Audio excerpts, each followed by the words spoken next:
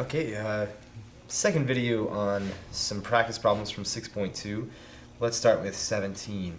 The fourth root of 8 times the fourth root of 8.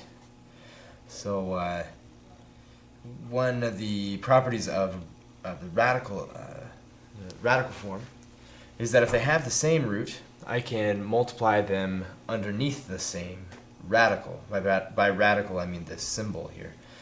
So we have the fourth root of 8 times 8, that's 64. And then we can try and simplify this. We could do it a couple ways. Does 64 have any perfect fourth powers as factors? And it does. 16 is a fourth power. 16 times 4 is 64, and 16 is 2 to the fourth. So this gets to come out as a 2 times the fourth root of 4. But remember, we want to make this power, this root, to be as small as it possibly can. Looking at this as 2 times 4 to the 1/4.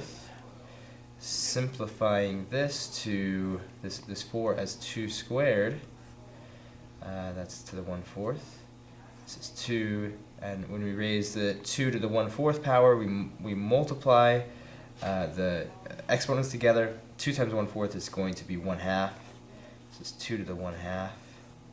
This is 2 root 2. Okay. If maybe a different way I wanted to do it, I could come off here and make this 64 to the 1/4 power, and then say to myself, is this a perfect square or perfect cube or something like that? And it is a perfect square. It's 8 squared. Let's raise 8 squared to the 1/4 power. Then 2 times 1/4 is going to be 1/2. So it's going to be 8 to the 1/2 power. Kind of break that off. And this would be the square root of 8. And the square root of 8 would just be 4 times 2, the square root of 4 times 2. And this would be 2 root 2, just the same. Another way that I could look at it, I could look at these as both 8 to the 1/4 and 8 to the 1/4. Because these have the same base, 8, then I could look at them as, I could add the exponents. That'd be 8 to the 1/4 plus 1/4, which is 1/2. That's the square root of 8. That's 2 root 2, right, because we just did that. Okay, so a few different ways you could do that. You could go this direction that we did to begin with. You could break off of that, come down here and do it this way. You could have at the very beginning gone this direction. Right. So there we go. There's a few different ways. Alright, number 21. 21, the fourth root of 36 times the fourth root of 9 over the fourth root of 4. First thing that I see is this is a fourth root, this is a fourth root, this is also a fourth root. I'm going to be able to combine all of these together. First I'll combine the two up here. I have a fourth root times a fourth root. That's going to be the fourth root of this times this. That's going to be 36 times 9. Grab the old calculator. 36 times 9 is 324 over the fourth root of 4. Well, this now tells me I can put these together. This becomes the fourth root of, if I have the fourth root in the numerator and the fourth root in the denominator, I can combine them by making them the fourth root of the fraction,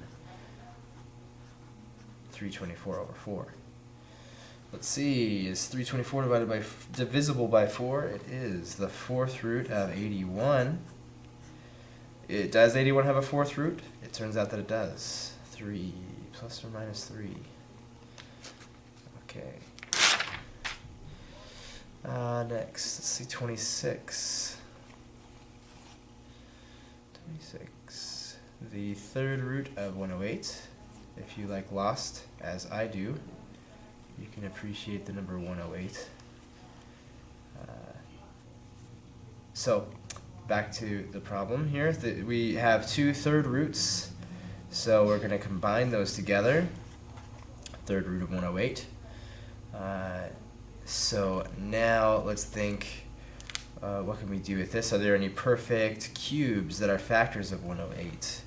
Let's try divide it by 27. It works.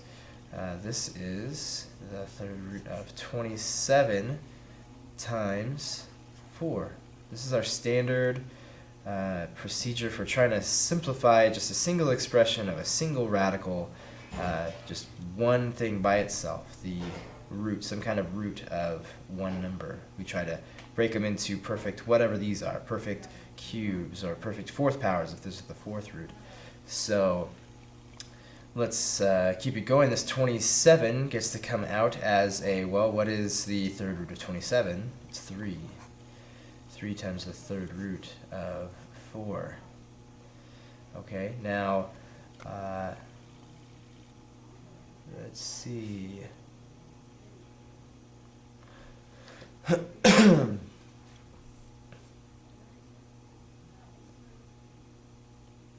sure that's right. Why did I do that? So forgive me. Well, I don't know, let's use that work.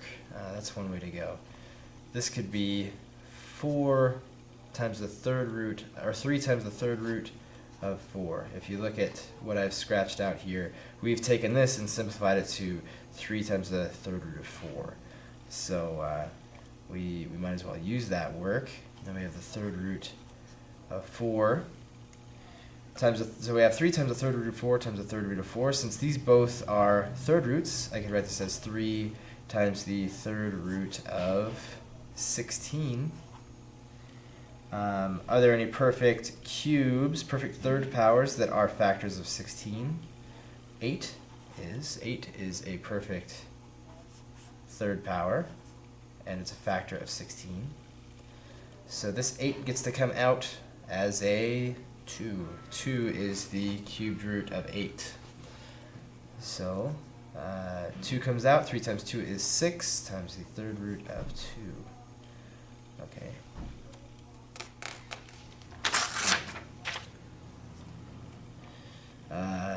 Let's see, 30. Number 30 is the sixth root of 81 over 4. Let's think about what can we do here. Well, let's break them apart since these just doesn't simplify at all. 81 divided by 4, 81 and 4 don't have any common factors here, so let's make it the sixth root of 81 over the sixth root of 4. Well, can I simplify these roots? Can I make them any smaller? Let's try putting them as rational exponents. 4 to the 1/6, 81 to the 1/6, and asking ourselves, are 81 and 4, or either one of or both of them, are they perfect squares, perfect cubes, whatever? And let's think the highest power that we can think of. If this happened to be a perfect square and a perfect cube, let's use the cube form. Okay, this is a perfect square. It's 9 squared, but it's also a perfect fourth power. It's 3 to the fourth. So let's write that 3 to the fourth to the 1/6 over. Well, this is a perfect square. It's 2 squared to the 1/6. All right. So this will be 3 to the, well, 4 cancels with 6. This becomes a 2. This becomes a 3. So we get 3 to the 2/3 over 2 to the, well, 2 cancels with the 6, and we have 1/3 to the 1/3. All right, so that seems about as simple as possible. But again, part of the simplification process is making sure there's no radicals in the bottom. Or if you have rational exponents, making sure that the denominator, well, basically we don't have any rational exponents. We don't have fractional exponents.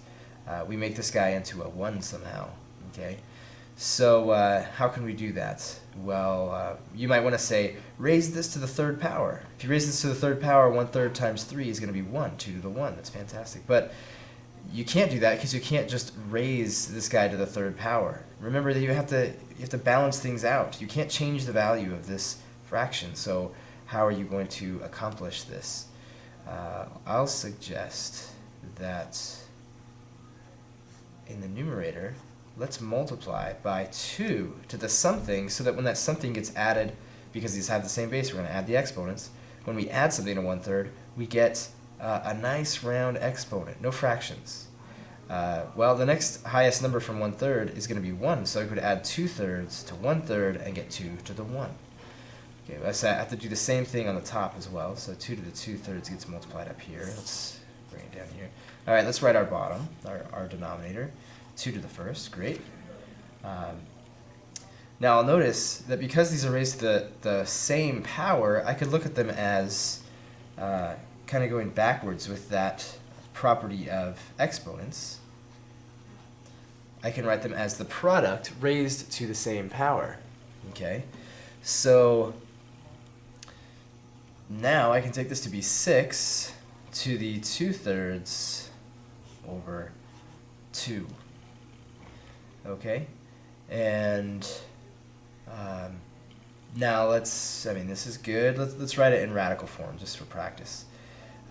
Just as a reminder, this becomes the root, this becomes the power, either inside the root or above the whole root. It's the same thing as we talked about before.